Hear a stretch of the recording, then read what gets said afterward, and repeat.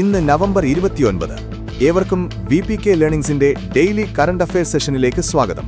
ഇന്നത്തെ പ്രധാന ആനുകാലിക സംഭവങ്ങൾ നോക്കാം. ഏഷ്യയിലെ ഏറ്റവും ഉയരം കൂടിയ ശ്രീരാമ പ്രതിമ സ്ഥാപിതമായത് കനക്കോണ, ഗോവ. വെങ്കലത്തിൽ തീർത്ത പ്രതിമയുടെ ഉയരം 77 അടിയാണ്.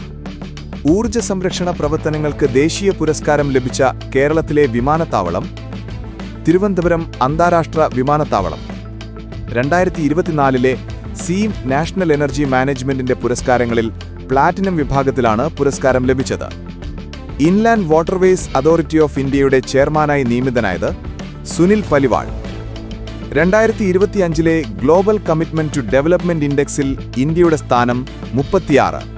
സാംസങ്ങും united nations global compact network ഇന്ത്യയും ചേർന്ന് തമിഴ്നാട്ടിൽ നടപ്പിലാക്കുന്ന പുതിയ വിദ്യാഭ്യാസ പദ്ധതി ഡിജിആർവ്. ചൊവ്വയിലെ ശാസ്ത്ര പ്രാധാന്യമുള്ള ചില ഗർത്തങ്ങളുടെ പേരുകൾ വർക്കല, ബേക്കൽ, തുമ്പ, വലിയമല.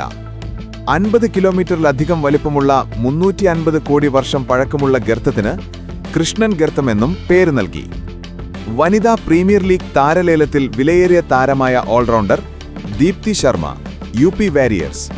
2030 കോമൺവെൽത്ത് ഗെയിംസിന്റെ വേദി അഹമ്മദാബാദ്, ഗുജറാത്ത്.